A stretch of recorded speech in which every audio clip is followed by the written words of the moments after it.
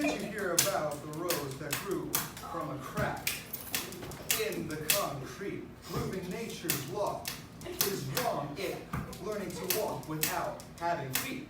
Funny it seems, hurt by keeping its dreams. It learned to breathe fresh air. Long live the rose that grew from the concrete when no one else ever cared.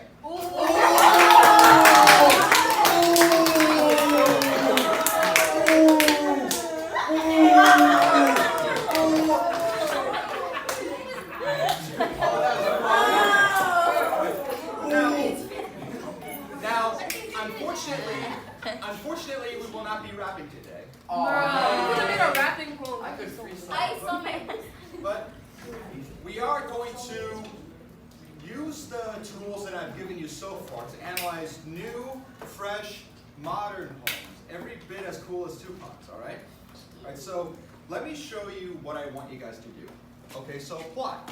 One of the things, I need to find out what the plot is. So, did you hear about the rose that grew from cracking the concrete, proving nature's laws wrong, and learned to walk without having feet, da-da-da-da? Okay, so, this is a story about a rose that grew up from like a concrete. Like, have you ever seen a flower grow up from like on the road, on the sidewalk? Yeah. Yes. Yeah. Okay, so it's a story about that. Plot, pretty simple, right? Main idea. What is the main idea of the story? I think that the main idea is kind of how, it's a story about how the rose kind of grows up in defiance of what nature says it should do. Like, it's not really natural to see a rose growing up in a road, right? Right, so I think that the main idea, put simply, is a rose growing up and being the best that it can in spite of its hard situation. Now, theme. This is a little bit deeper.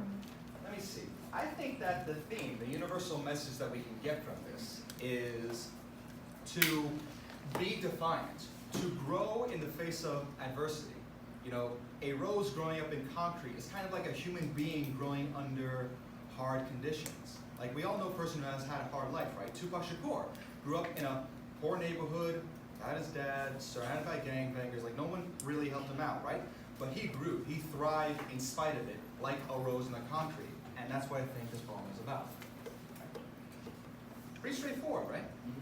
So, and I think, okay, so now what I want you guys to do is to do that, but for a whole bunch of other poems. I'm going to pass out these poems. Well, you're going to do it in groups, first of all.